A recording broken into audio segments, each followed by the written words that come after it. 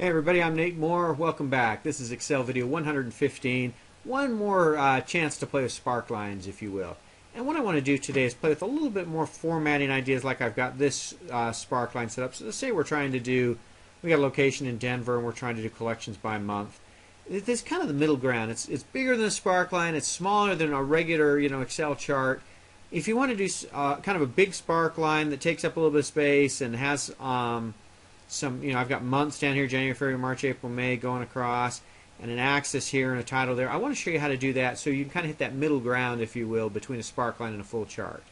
And let's just come over here and replicate what we've got in this Sparkline. So what I'm going to do is I'm going to go to the Insert menu. We'll insert a Sparkline and a column. My data is sitting over here, and this is just collections by month. So we'll put that there, and let's scroll back. Now I have something comparable to what I have here. Let's copy this over. By the way, I did Ctrl+C to copy, and I just hit Enter to paste. If you haven't used that trick before, you don't have to use Ctrl+V and then paste it multiple times. If you only want to paste once, just Ctrl+C to copy and Enter will paste it one time and you're done. Notice how my scale is different on this one. Right, my scale goes from 800,000 to 0 here. It's not doing that in this Sparkline. So let's play with this Sparkline a minute. I'm going to go to Axis, Vertical Axis, and the maximum value. Let's make the minimum value first. Let's set that to 0, and then let's come over here and make sure this is the same. Custom maximum value. Custom is 8, 1, 2, 3, 4. Ought to give me 5 zeros. Now we've got a similar margin to that.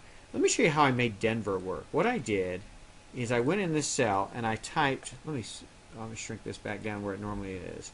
This is the way it normally looks, and I typed Denver like that. And you can see it's putting it along the bottom of the cell. And so what I'm going to do is I'm going to, well, let's hit Enter, and then I'm going to come back and I'm going to center it. So now it's there, and then you can do this top trick that moves Denver all the way to the top, and that's one way to do it. We'll bold it, and we're done. I did this a different way. Let me show you the other way to get Denver to go all the way to the top of this. If we put this back along the bottom, then what you can do is if I drop this arrow down there, now I've got Denver there, and I'm going to do Alt+Enter 1, 2, 3, 4 times. Let's see what that does. And so what Alt+Enter does is it puts a space in this. Let's see if I can go all the way back up and see it. What it does is it puts a space up in underneath Denver. So I've got Denver and then a bunch of spaces, and that's how I did this 800K and 0 thing. What I did is I put 800. Let's just do it again. I did 800K. Let's capitalize the K. And drop this down so I can see what I'm doing. And let's do Alt+Enter 1, 2, 3 times, and then we'll do a 0. And click out here.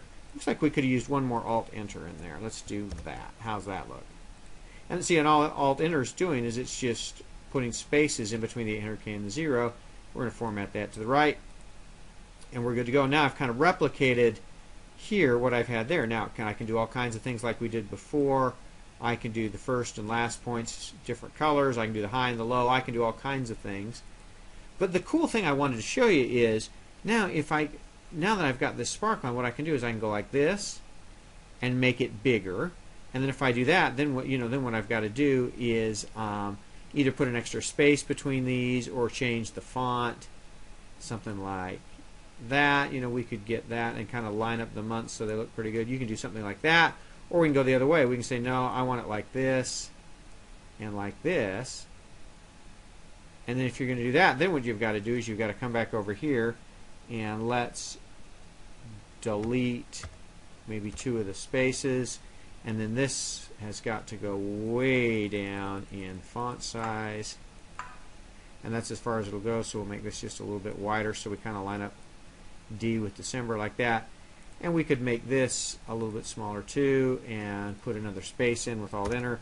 There's all kinds of ways that we can get close to, and I can make this a little bit bigger, and that's about right. There's all kinds of ways you can kind of play in this middle ground between a Sparkline and a full-size chart. by doing some of the formatting tricks like that. And we got, if you want Denver back here, we'll do one more thing to get Denver back. Let's see if nope, two's too many. Alt+Enter. Instead of 2 deletes, we'll do 1. There's Denver back at the top. A couple of tricks that may be helpful for you as you try to hit that middle ground and get your dashboard to look just the way you want it to look. That's what I wanted to show you on Sparklines. Stay tuned next time. We'll go back to kind of an overall dashboard, some of the cool charts, some of the more advanced charts you can do to make your dashboards look cool. Hope that was helpful for you. See you next time.